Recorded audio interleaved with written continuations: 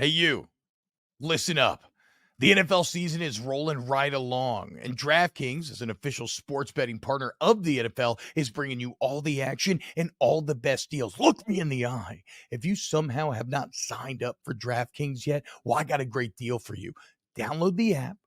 Use the promo code T-Bob, T-B-O-B, and when you bet $5 on any NFL game, you get $200 in bonus bets instantly, which you can then go play with. But T-Bob, I love snaps, I love you, and I've already signed up. Well, guess what?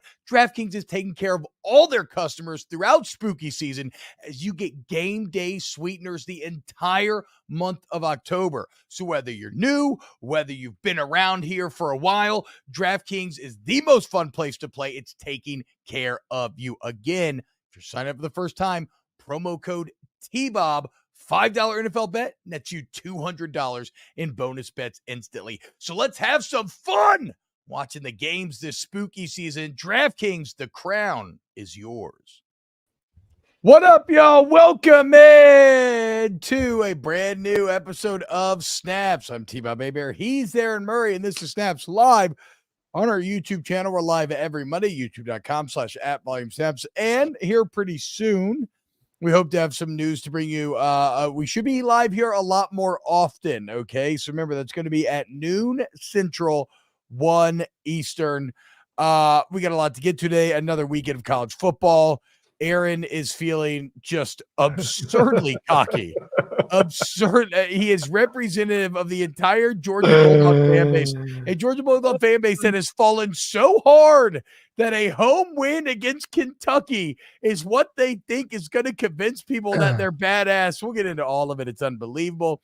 We'll talk about some of the Heisman potentials starting to emerge. We got our guy Gabe Ikard, a three-time All-American guard from Oklahoma, who hosts Big 12 Today for Sirius. Also hosts the Oklahoma Breakdown with Ikard and Lehman coming up at that'll be at 12:30. He's going to jump in the show live. And we got our Snaps Top 10, which if you are here from Aaron's tweet stating that UGA now number 1 in the Snaps Top 10, understand that is a is it bald face? Bald face? It's a lie. It's a lie. It's a complete outright lie. Yes, it is. No, it isn't. I'm not doing it. I'm not signing off on it. You can have Aaron's UGA Player Lounge sponsored top 10, and that can be, and that, and that can have Georgia's number 1. And no, Aaron does not have pink eye Greg, but thank you for making himself conscious right here at the start. Did Greg ask that? Yeah. He had a bad look red right now. I know. No. He had a bad sty over the weekend, but he still went on to SEC Nation because he's a beast. And I love you, Aaron. I just hate your attitude today. And Danny Bonilla, do I like Wendy's? Son, you don't think I've been pulling D's nuts jokes off my entire life? Get the fuck out of here. Do you like Bofa? That's what I thought. So take a lap. Aaron, what's up, dude? Welcome in. Welcome in. Happy Monday. If you missed any of our recap shows, we'll continue to dive into a little bit, but make sure you go check that out. We hit a lot of the big time games this weekend on the channel. Like T said, we'll be doing a lot of live shows on YouTube very, very soon, possibly even daily. So we're excited. Thanks for jumping in with us. If you're live, let's go. Very excited. Now let's get into it. The question that we're going to kick off today's show with, and we can get back to that question, Nate, but the Georgia Bulldogs come up with a big win. What was the final score? 51-13, 51-14? Yep, 51-13. 51-13 over the weekend. They beat Mark Poops. Nothing about this should be surprising. The game was in Athens. Kentucky's not that good. Kentucky plays a style of football that plays directly into Georgia hands. And yet, despite this, Aaron, I'm supposed to suddenly now feel like the Bulldogs are the best team in college football. Explain why.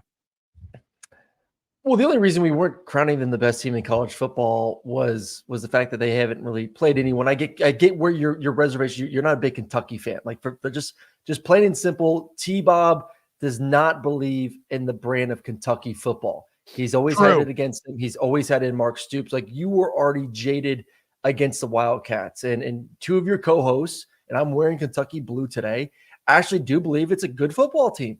They're not going to win the SEC. They're not going to be in the playoffs, but it's a good football team. It's going to be a team that's going to be 9-3, T-Bob. At the end of the day, that's a quality win. That is a really good how the win. fuck do you know that Kentucky's going to be 9-3? I just Louisville's started going my to probably Blue beat that Bones. ass. Also, I don't yeah, know. yeah, shut the fuck up. Nah, This is let's my slow point, down our Aaron. Louisville This roll. is my point. What's your point? We don't. Okay, first off, you wearing that blue shirt today, more like Kentucky. Secondly, the point is, we actually don't know if Kentucky's any good, Aaron. Why? Because you like. Okay, you answer me this. Why is Kentucky good this year? Tell me why. What have they done? What have they done? Yeah, They what have beat they the done? crap out of Florida. Then you're like, well, Florida's not really good. It's fucking exactly. They beat the You're shit out of Florida. But we have to judge teams on the wins and then what those wins have looked like too. Like Yes, it's part I of it. Like you agree. can only play the games that are on your schedule. And I'm going to judge you of like, okay, did you win the games you're supposed to win? And how did you look like in those football games? Which was going back to your original question, T-Bob, of why have we been kind of down on Georgia this season? Well, they've won the games they're supposed to win. They're undefeated. They haven't lost in 2.5 years. Some crazy, like 600 days, whatever it's been. But they haven't looked dominant in those wins. So if you look at their schedule, Kentucky, as of to this point right now, is the team that is the best team on that schedule. And now which isn't saying much, Aaron. If I take a shit and it smells less than yours, it's still a shit. Like, you know what I'm saying? I don't know. Like you and I both disagree on Kentucky, so I think that's where the disconnect is somewhat. But they dominated. Time out. They dominated. I want to say this. I want to say this on Kentucky. My point is, all y'all are crowning Kentucky for a home. They beat Florida in Lexington. Billy Napier's 1-7 on the road in Lexington. He's 1-7 on the road at Florida. Okay. Kentucky, previous to the Florida game, Aaron, their strength of schedule was like 130, and they didn't look good in any of those games. Yeah. You fucking chose Florida to beat them. You told us all week about how bad Kentucky was and Florida was going to beat them. I didn't. First off, I never said Kentucky was bad. I never said Kentucky was bad. Never in my mouth have I said this year. Oh, you're right. I forgot. Never in my mind. Your other weird fetish this season is celebrating Graham Mertz stat lines. So for some reason, you thought that Graham Mertz was going to go get it done. Well, I mean, I celebrate Graham Mertz because at the beginning of the season, I had Graham Mertz as the worst quarterback in the SEC. So I'm like, okay, like I set the bar really low, and he's kind of exceeded those expectations. So like, I'll be hell. Yeah, you've surprised me. Look, Kentucky is the opposite of that. Again, here's my whole point. I'm not saying Georgia is bad by any stretch of the imagination. Like that's what I gotta have y'all understand. I know. What I am fighting against is this notion that Kentucky somehow proves a single thing to me. That last night proves they won. I don't give a shit. I don't give you. Aaron, what did I say this entire offseason? That Georgia was going to dominate every single game they played. They were going to put up massive stats and that they would still lose in the playoffs. That I don't care about what Mike Bobo or Carson Beck do to Michigan. Michigan beat fucking Minnesota 52-10. Who is Michigan being? Michigan being? Why is Michigan's schedule harder than Georgia's? It's not harder. Why is their schedule harder? They're both shit, but they've done exactly everything you've talked about, but they've done it the entire season. You did it once against Kentucky. They beat Nebraska 45-7 on the road. They beat Michigan 52-10 on the road. Beat Rutgers 31-7 at home. Like, what are you talking about? They've done the same thing you've done. They've only done it slightly better, and that's what we're doing. Going on the road to Auburn is significantly harder than going on the road to Nebraska. And you didn't win 45-7, did you? I know. Okay, I agree. I'm just saying they're like, I don't know how they're both in the same bucket to me. Yeah, Michigan has had a couple more games where they've Michigan's been better, dominated, but yes, so Michigan's been better. That's exactly what we're talking about. I'll go with this point that I said this week, T-Bob. Before I don't know if you want to, but these two teams after this weekend, in my mind, separated themselves from the rest of the country. They've been, and those are the two teams. No, they have not. Well, they're the only teams. I mean, we don't put them number one on our list because we believe in doing a more resume-based top 10. Like we want to reward teams that actually play good teams and win big games. But whenever we've talked about national championship favorites, we never really get past Michigan. We say maybe a Washington's capable, maybe this or that are capable, but no, UJ and Michigan have remained the answers. That's my point, guys. Georgia, it's not bad. It's a great performance. Awesome. Carson Beck looked good. The only reason, but you got to recognize the only reason why it feels as good for y'all as it does is because you looked shittier than expected at the beginning of this year. Like, that's the only reason it feels so good. If you would have said before the season you beat Kentucky 51-13, you'd have been like, yeah, game's in Athens for sure. It's fucking Kentucky. Like, of course. Like, I mean, I don't know what to tell you, dude. I think for me, I think says UJ better than LSU. Cry more. UJ would beat LSU. I'm not out here fucking saying that, dude. Who the fuck's gonna? LSU can't stop Carson Beck, but Carson Beck's not that good. He's a great college quarterback. He's not elite. He's not elite. He is elite. He is elite. Oh, really? God. You want to go in the numbers? You want to look in the numbers? For a guy that's not been asked to really do anything this entire season, but then when the game's on the line for 2 games, he finds a way to win the football game. And then finally the Bobo puts the ball in his hands for 4 quarters and he goes out there and throws for 4 touchdowns and only 8 incompletions. Not been asked to do anything, and yet he actually does he's second in yards per game in the SEC. So he's actually been asked to do quite a bit. Big damn plays. Explosive plays. Yeah. Okay. Well, let's look. So this is your guy that you're claiming to elite. He's a 15th highest rated passer in the country. Pretty damn good, right? But 4th in the SEC alone. He's behind Jaden Daniels. He's behind Brady Cook. He's behind Jalen Milroe. He's 33rd in the country with 11 touchdowns. Great job there, buddy. That's Heisman numbers. He's 8th in the country in yards per game. So there we go. He's thrown more picks than Dylan Gabriel, Jaden Daniels, Brady Cook, Caleb Williams, Bo Nix, Michael Penix Jr., Cam Ward, Jackson. Wow. Hey, the facts are the facts. Wow. Okay, listen to everything I'm saying. Wow. 15th passer rating. You're the one saying elite. I said great. Wow. These are great, not elite. He's 15th in passer rating, 33rd in touchdowns, 8th in yards. He's thrown more picks than everybody I just named. Let me get this. And let's, again, because we talk about Georgia having an easy schedule, but let's actually verbalize the opponents. UT Martin, Ball State, South Carolina, UAB, Auburn, and Kentucky with one road game. So the guy that you're telling me is elite has put up significantly worse numbers than everybody I just named, and he's played a significantly easier schedule than I don't know everybody. Significantly is the right thing.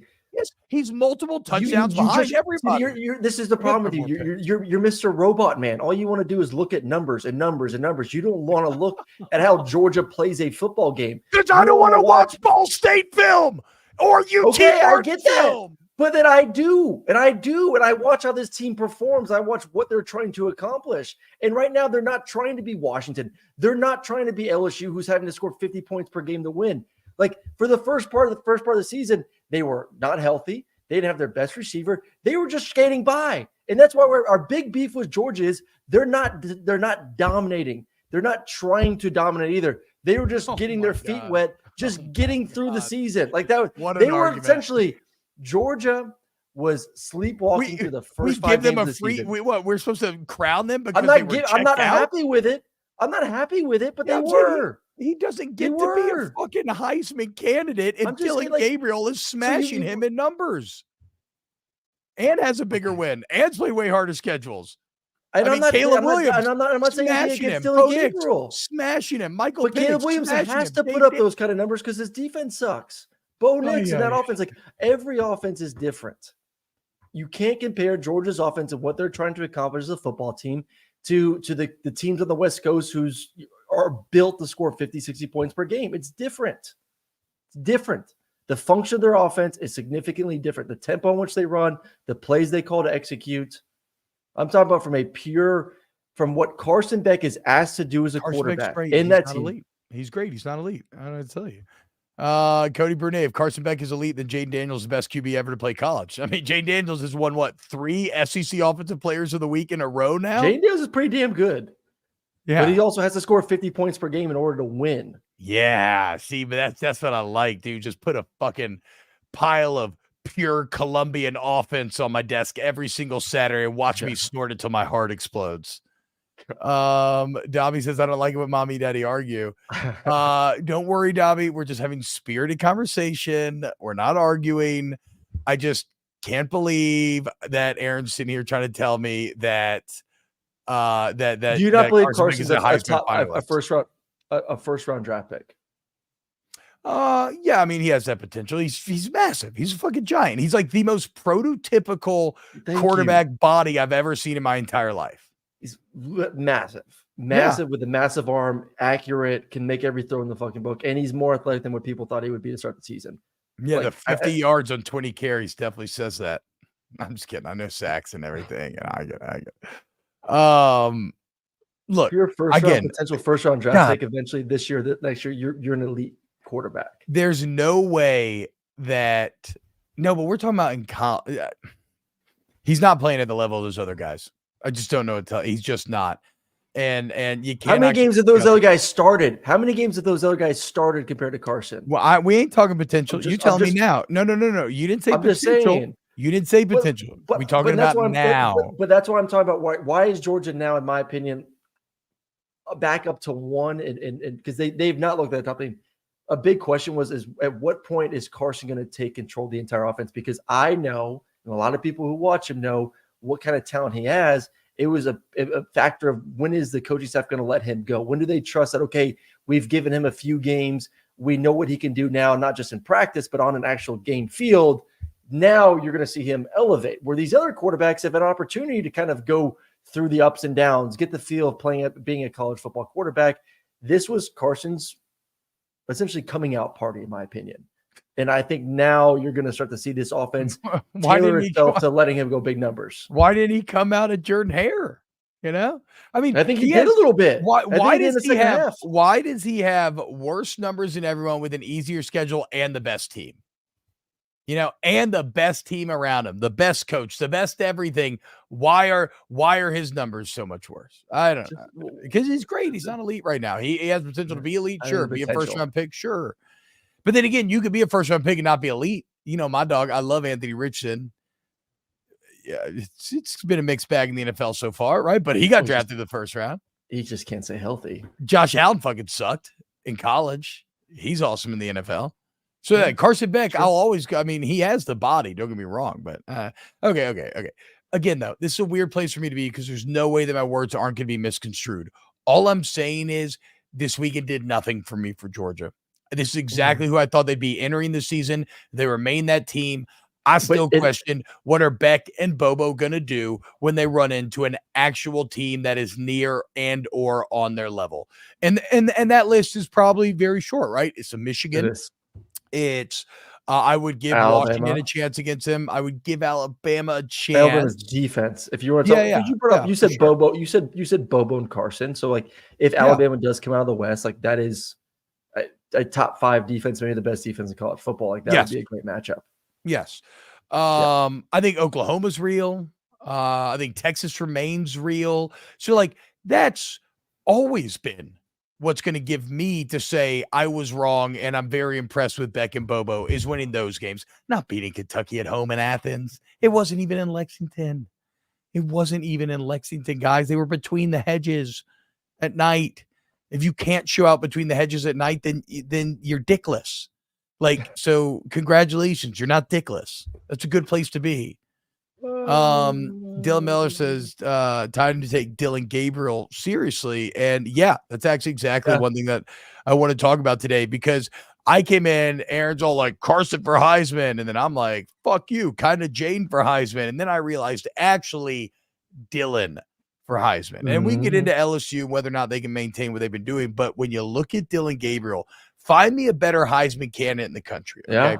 Yeah, I'm with you. Caleb Williams has the best numbers overall and is playing near perfect football, but USC's schedule, there's nothing that you really care about on it yet. And the defense remains shitty and remains like it's probably going to end up biting them in the end. The fact that Jed Fish didn't go for 2 after tying that game, after scoring the touchdown overtime is so cowardly to the point where it should be a fireable offense.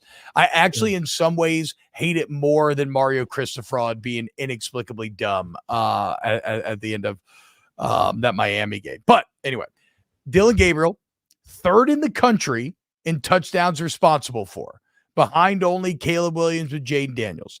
2nd in the country with 2,086 yards. And now he has the big time signature win over a Texas that was ranked 3rd at the time. Yeah.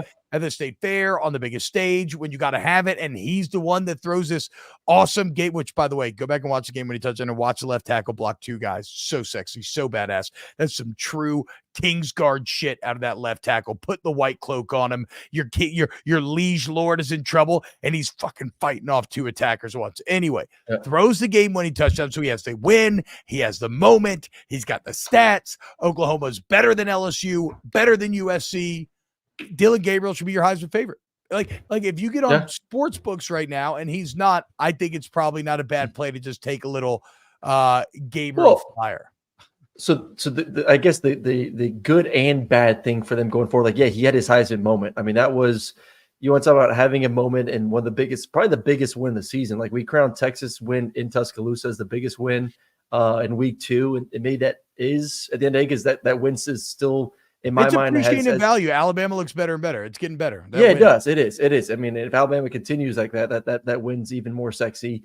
But Oklahoma winning in a game when you were obviously the underdog, Texas's defense has been kicking ass this entire season, and the way you did it too, like, you ran the football effectively, you created big time first downs, and then you had the 1 minute drive at the end of the game to win it and seal it with the touchdown pass. So it goes to the next question is, they haven't really been in primetime spots other than this game versus Texas. Then you look at their schedule going forward, and you and I kind of said, like, hey, whoever wins this game is probably and should be undefeated when it's all said and done, because there's really not another dominant team in this conference. So, like, are you really going to watch, and Heisman voters really going to watch a lot of Dylan Gabriel going forward? No. That's a problem. That's going to hurt him. He's going to put up crazy stats, so that helps. But you're also not going to get a lot of watch until you play Texas again. So I think for him, if he goes out there and has the stat line, then beats Texas again in the Big 12 championship, then I think that conversation gets realistic. While I'm still leaning a little bit towards the quarterbacks in the West Coast, is if you look at all the Pac-12 schedules, those teams are going to start playing each other in primetime slots. Like, we're going to see, those quarterbacks duel it out. And if one emerges as like the elite one, like if Caleb Williams and USC somehow do find a way to play defense and they kick ass, he's going to win the Heisman again. If Michael Penix Jr. continues to do what he's doing in Washington, wins the Pac-12, he's going to get it. If Bo Nix in Oregon, like, those 3 are still the favorites because they have bigger games going forward. That's fair. All the eyeballs are going to be on the Pac-12. I may not watch another Oklahoma game this season. Well, but this is probably part 1 of if we're talking OU Texas. No, I'm saying until the Gabriel goes game and balls out again and wins Big 12 and OU's in the playoffs and they're undefeated, well, then Dylan Gabriel's just, it doesn't matter. You're kind of launched to the forefront at that point. I'm just feeling he's going to lose some momentum these next few weeks when no one's really talking about I feel that. But that's what this job is. We're like, people want us to not be prisoners to the moment, but I think actually everybody wants you to be a prisoner of the moment. I think that's kind of the entire point of all this stuff, as we make these very big sweeping calls based on whatever just happened. Motivated says Oklahoma needs to win the Big 12, then worry about UGA. Well, I mean, that's everybody, right? That's everybody. Like, Michigan's got to beat Penn State and Ohio State. Same thing for Penn State and Ohio State, except, put Michigan in there. Georgia's the only team that doesn't have to worry because, they don't play anybody. I guess Georgia will have to win the SEC championship. That's all. Hey, time out. I never said Stetson was an elite, motivated, dedicated. That was y'all dog fans, okay? You motherfuckers got to look in the mirror when it comes to Stetson Bennett disrespect. Y'all fucking led the charge on that. And that's true. That ain't opinion. That's a fact, man. Brock Bowers still needs some more Heisman love. That's all I gotta say. Yeah, I know. No, I would agree with that. Like, if anybody on Georgia stop this Carson Beck stuff, it's Brock. I agree. 1,000%. I agree with that. That is definitely true. John says, T-Bob, you're a history nerd. Who's your favorite Roman emperor? I guess you're a Aurelian fan. I don't know much about the Roman Empire. I'm a little basic Andy, Fall of the Republic, Rise of the Empire guy. That said, Goldsworthy's Augustus, it's hard not to be amazed by Princeps. Not that you like him necessarily, but amazed by his administrative, almost Nick Saban, Kirby Smart-esque in terms of how he changed the game. All right. I did want to mention, because we got Gabe coming up here in a minute, real quick, Aaron. So LSU wins this weekend, and to be clear, I did not put this topic in there. Aaron wanted to talk about this. LSU wins this weekend. Another fucking crazy shootout. Brady Cook and Luther Burden go off like we expected them to, Yep. but Jaden Daniels and Malik Neighbors do as well. They win the game. Is this sustainable for LSU? It was a 19, right? Like it's a little bit, not a little bit, maybe it is a little bit worse defensively, but it's not like this was a ball busting. No. You are significantly worse than 19. You had multiple NFL guys. You had Patrick Queen, you have Jacob multiple. Phillips. You don't have multiple NFL guys on this deep. Maybe on the D line. Yeah, you have three defensive linemen. Two of them that go in the first round. Bro, you don't have a single guy in this secondary that would start for Georgia.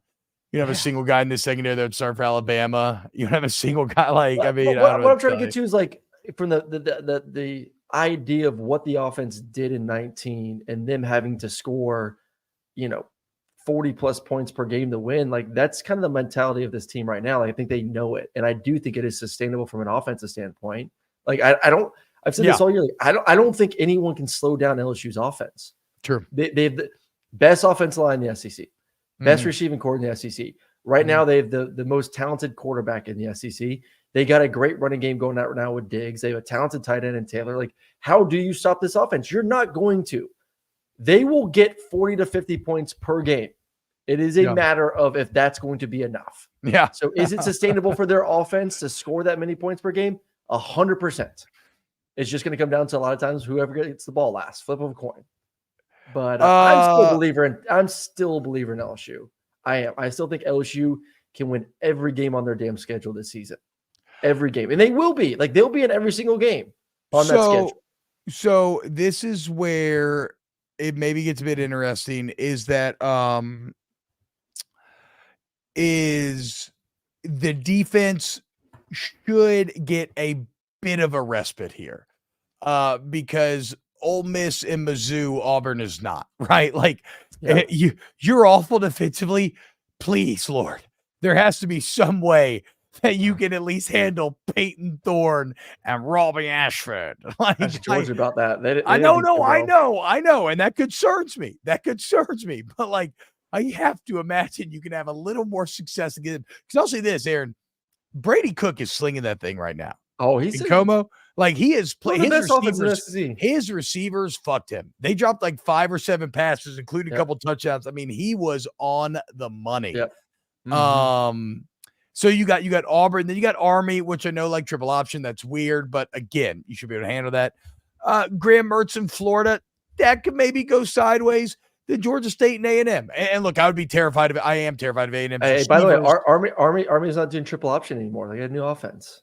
Oh, they got a new offense now. My bad. I just assumed, and when you assume, make an ass of you and me. So I apologize.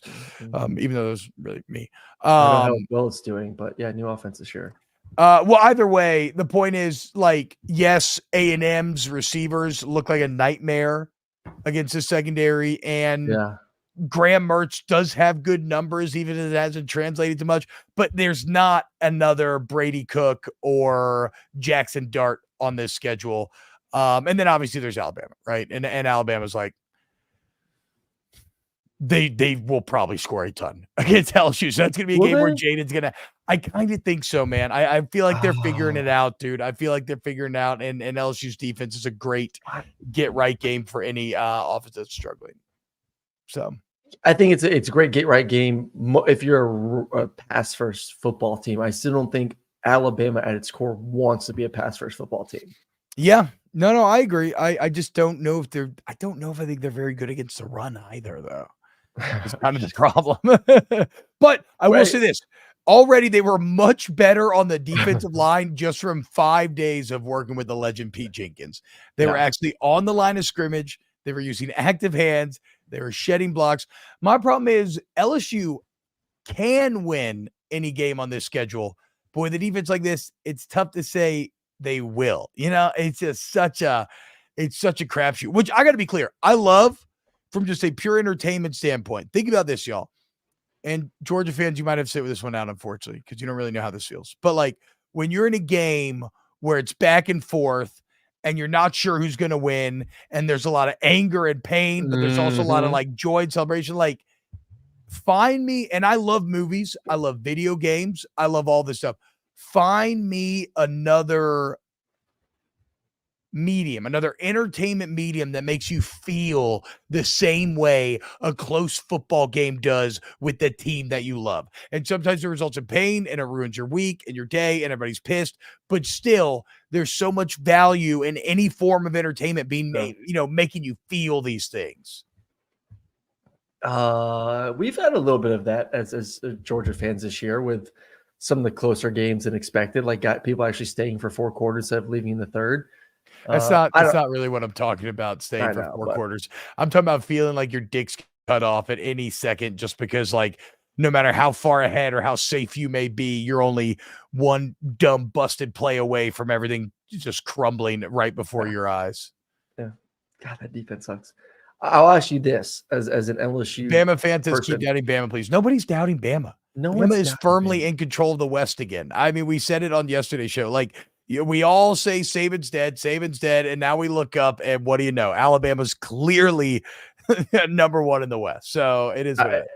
And I think even Alabama fans can agree. Like, if Bama wins this one, this will be Saban's best coaching job of all time. Yes, because this team is nowhere close as good as they've been. I still think there are some major concerns with Bama, which offensive line still has not been elite consistently. And I just don't know, man. If you're going to tell me Jaden's going to play like that every single game this season and the efficiency throwing the football, I think that's a fairy tale when it's all said and done. Maybe he can't. I mean, but see, that's kind of the problem with LSU right now. Is it's such a big ask of him. What he has to be Jaden Daniels. Yes. I'm saying no. I think Jaden. I'm saying Jaden can do that. No, I'm saying that makes me feel good to hear you say that. I'm saying I don't know if I think Jalen.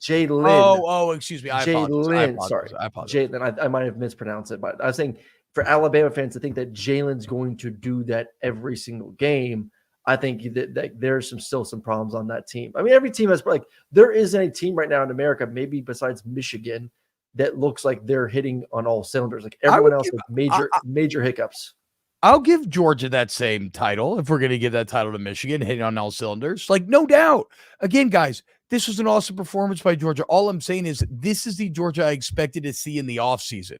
So if you're asking me if it has like changed my mind about this year's team, no, not really, because they are still great. We got Gabe here. Yeah. All right, perfect. We'll take a little break. Let's welcome in Gabe Ikard, OU great 3-time All-American. He hosts Big 12 Today. He's hosting the Oklahoma Breakdown with Ikard Lehman. He's a former offensive lineman. Fuck you, Gabe. Look how what's up, you boys? got, dude. I'm trying to lose weight here, and look at you. It's not that hard. Christ. Just don't eat like an asshole. I mean, actually, yeah, that's fair. That has been kind of the great revelation. Is it the eating or the drinking? Is it the eating or the drinking? Yeah, I am. I try not. I've turned into a wine guy, Wow. Wine has a lot of calories though, Gabe. I thought you'd be like a tequila meat guy. Everything in moderation, everything in moderation. But no, I just what how am I living if Aaron immediately goes to drinking and our producer in our StreamYard chat says, or drink like an asshole? Hey, guys, relax, okay? I get paid to drink on Saturdays. I have to. It's for the post-game show.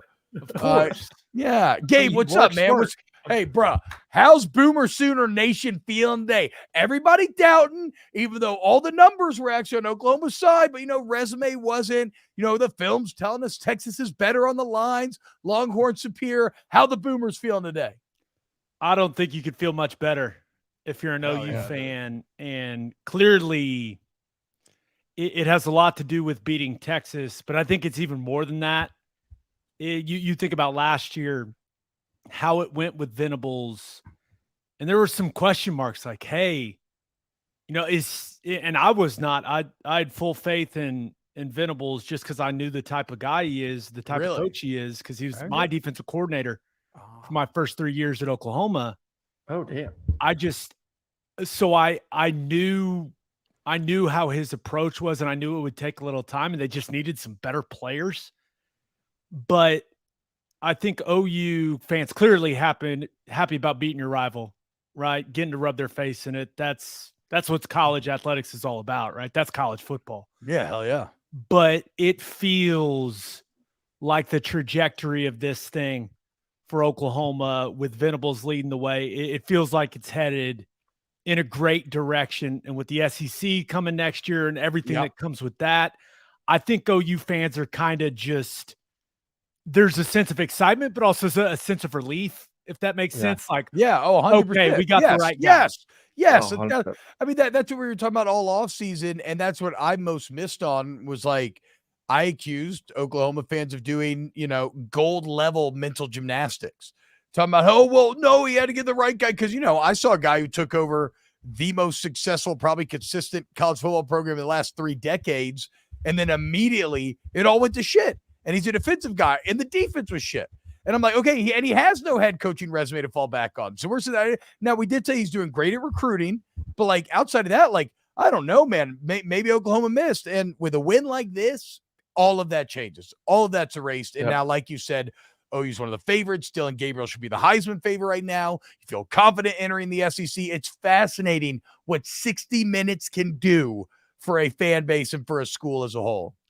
There's no doubt about it. And I am not one of these OU people that think like Texas is no good. That's a really good football team, guys. Yes. Mm-hmm. I don't think they're dead by any means. And I fully expect these teams to play a rematch in the Big 12 championship game. I think Steve Sarkisian's, I think they've got a talented football team, and I think they're going to be motivated to get another shot at Oklahoma. But you look at Oklahoma's schedule the rest of the way, and both of their schedules, Texas too. Yeah, but I mean, OU's got UCF, Kansas, Oklahoma State, West Virginia, BYU, and TCU left. And you start thinking about, and I know Oklahoma State just destroyed Kansas State. Did not see that one coming. No. But Kansas and Lawrence is your toughest game left. Mm-hmm. Which credit to them. TCU is in shambles this year right now. Yep. I mean, West Virginia, but they come to Norman, right? No, use great in Norman. That's where the thing that game did, Aaron, was it changed. I think it kind of changed the expectations, maybe for everyone, players, coaches, fan base for Oklahoma this season. Like all of a sudden it's starting to feel like a situation where definitely Big 12 title game or bust. Yep. Oh yeah. And it's starting to feel like more than that when you look at the remainder of the schedule. Well, so I got to go. I want to go back to the game real quick. And I'm pretty sure you were there. Oh yeah. I went into the game saying, I felt like Texas is a team that has a lot of NFL talent, NFL receivers, NFL quarterback, NFL defensive lineman. Not saying like Oklahoma doesn't, but I do feel like there was somewhat of a talent gap between the two.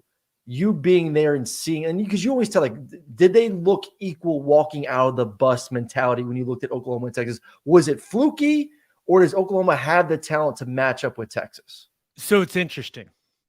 And if you line the starting 22s up, you're taking Texas's group.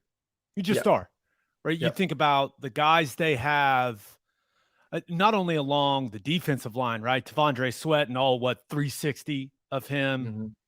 I mean, Texas looked better than Oklahoma in uniforms. The thing that you can't measure when you just look at the two teams like that, you can't measure who's ready to knock the shit out of the other team. Yeah. Mm-hmm. Yeah. And that was the thing that it didn't surprise me. It actually made me very happy. OU was the more physical team. Yeah. Yeah. They may not have been the most talented. Imagine team. that. Texas, a talented Texas team getting out physical. Gabe, surely not. We've never seen that before. But just like you guys mentioned, I think Texas is a physical team. Now, back when I was playing, we used to say, hey, we're going to show up in Dallas. These guys are soft. Like they're entitled. It's a country club, like all this stuff, right? Yeah. Fuck yeah. I think Sark has done a good job of kind of changing the mentality of that program, especially at the line of scrimmage. But OU whooped their ass at the line of scrimmage for the most part. They did. And that's football, man. We can talk about Xavier Worthy and Adonai Mitchell and Ewers, like all these guys. They're going to be high NFL draft picks. But if your opponent's hitting you in the mouth more often than you're hitting them in the mouth, that's football, man. And that's the game in its simplest form.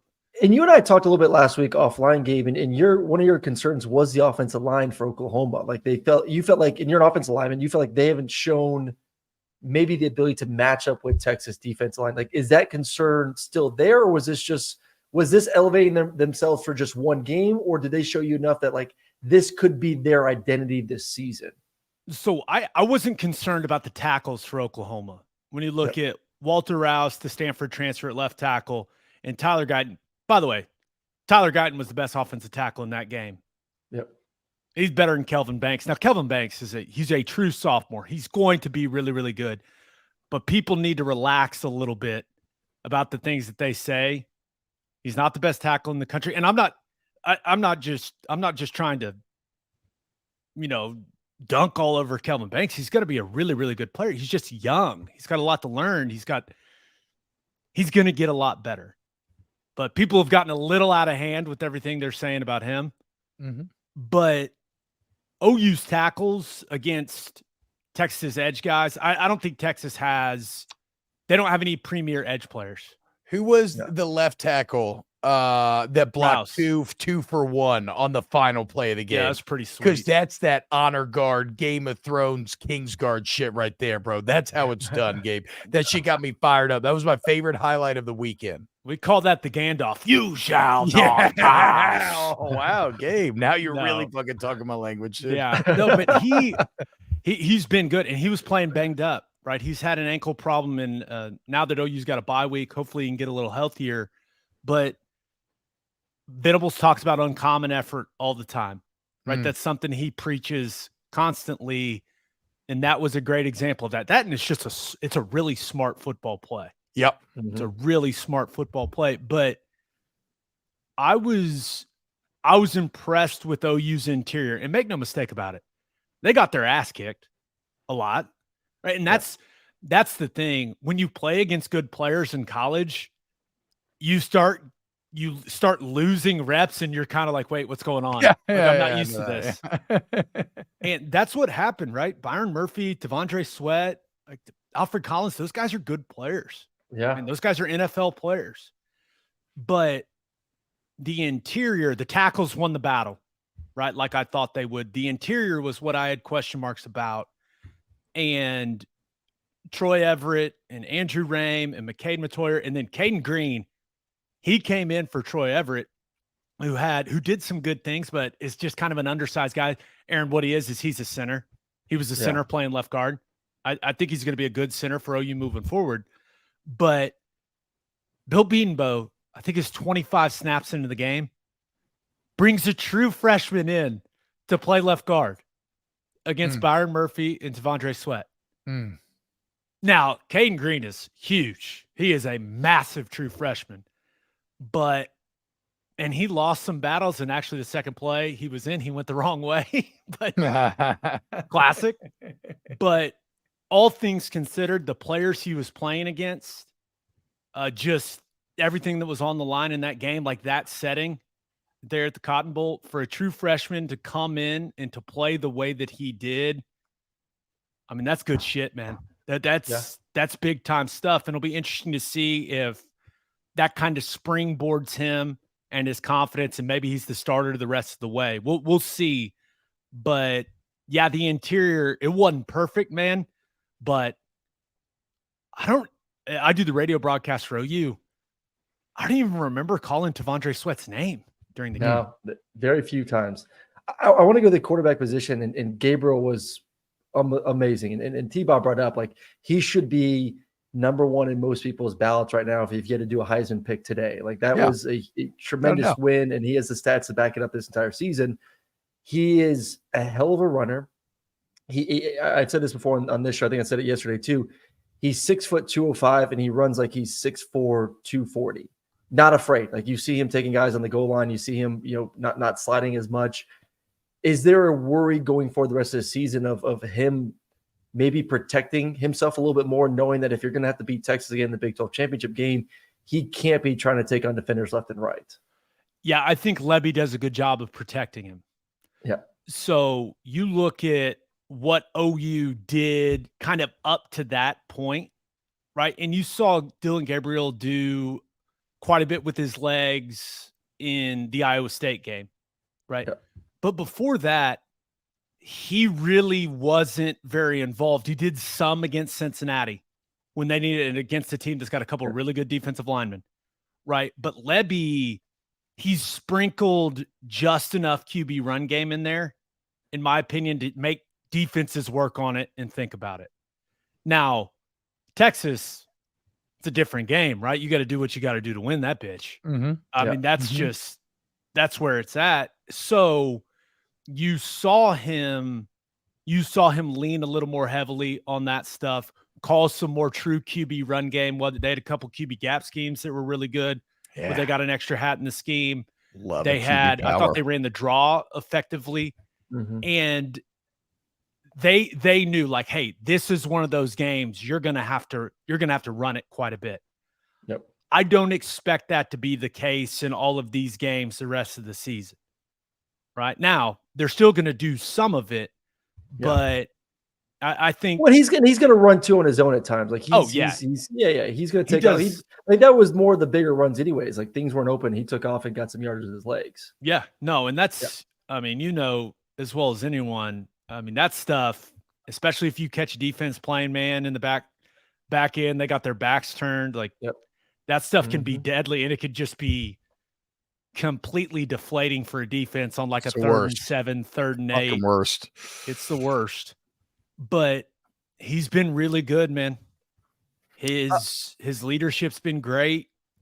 He's playing really efficient football, and I think he's going to continue to get better, right? Yeah. I mean, you got to imagine he's gaining like the confidence that you gain from going out there and essentially becoming an OU legend on Saturday.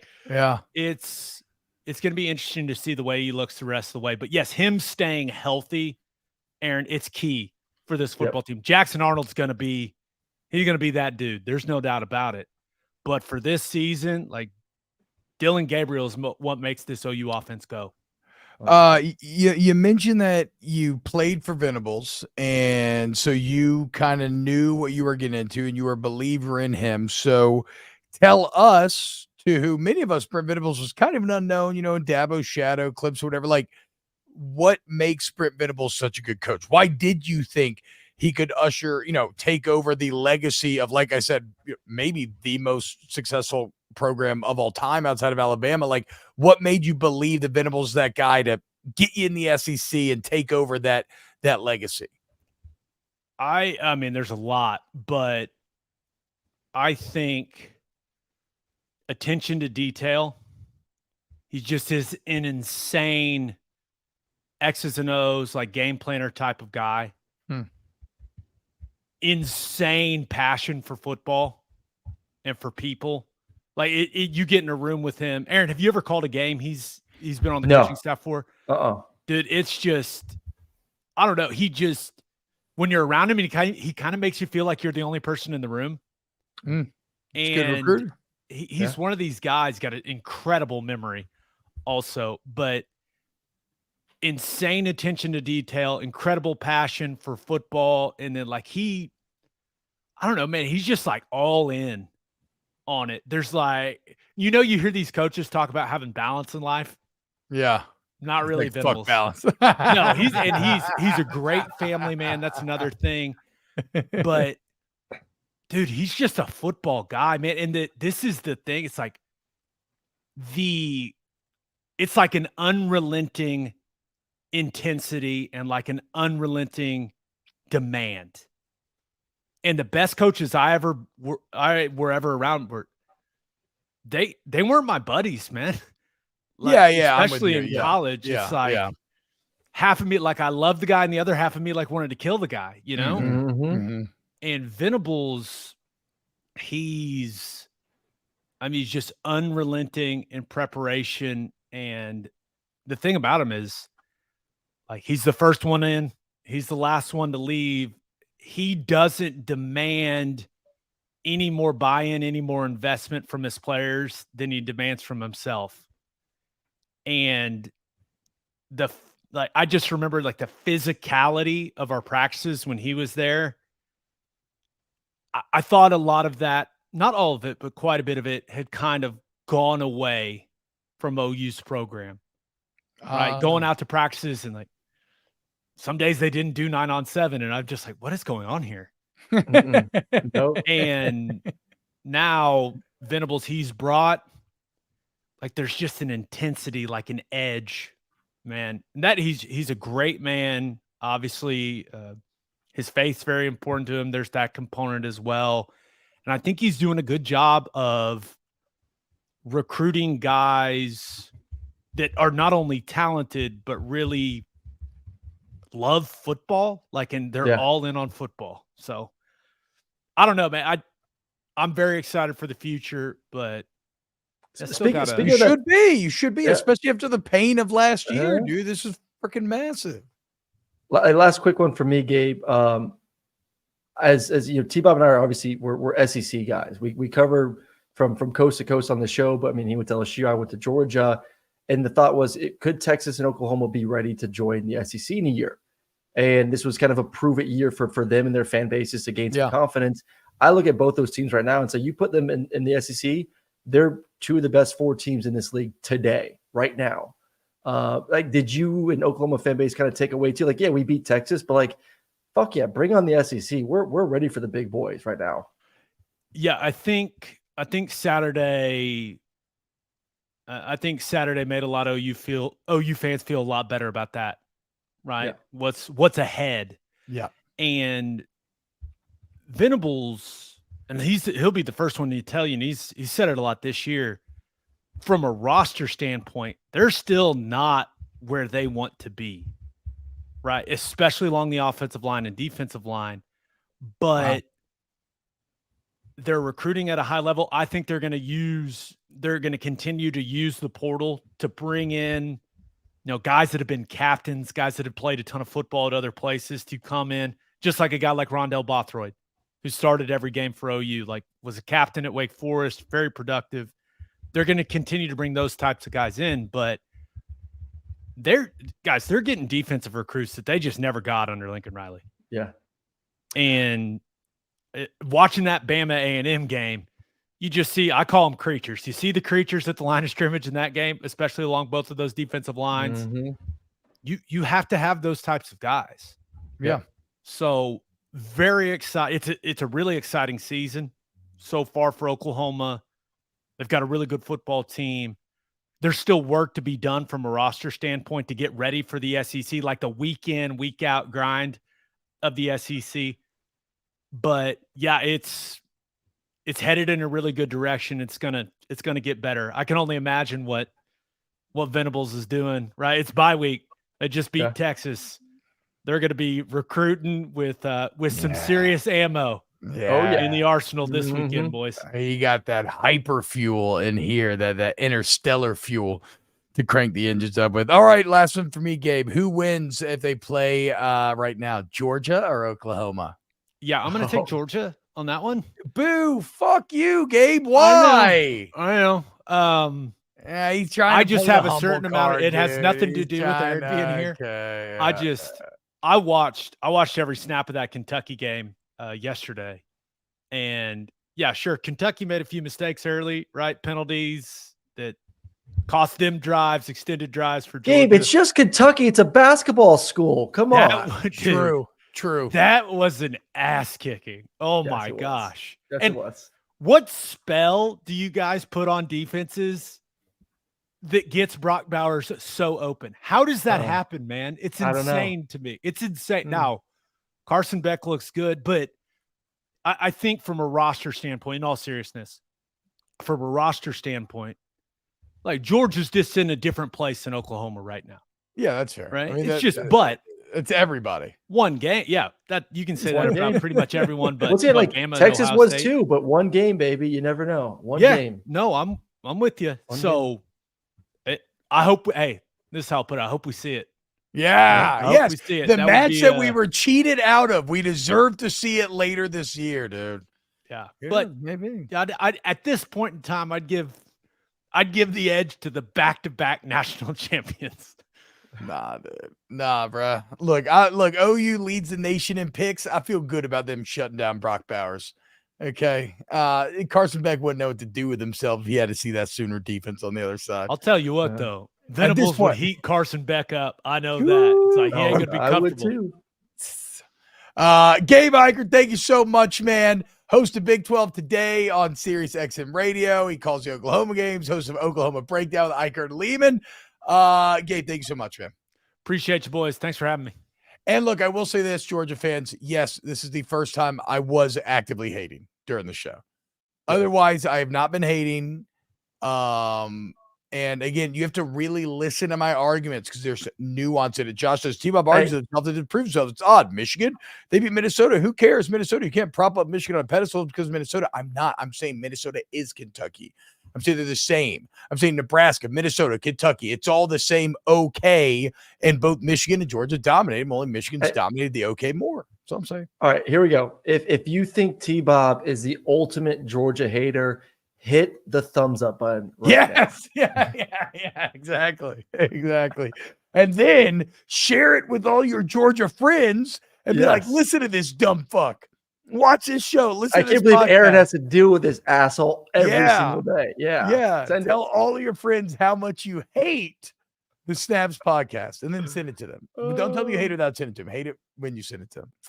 All right. We got to go. We're going to have to push top 10 tomorrow. We got a lot of time. It was a lot of fun, though, y'all. Thank you to everybody for joining us today.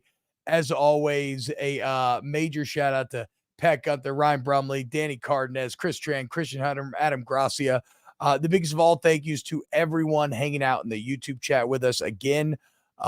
Very soon here, we hope to be more consistently on YouTube, so stay tuned for that. Until then, you can always Google Snaps Podcast, find us on Apple, Spotify, or on our YouTube channel. We break out everything, put the full shows up there as well. Thank you, Aaron Murray. You have an excellent day, and we will see you tomorrow for some new snaps. Thank y'all. Love you.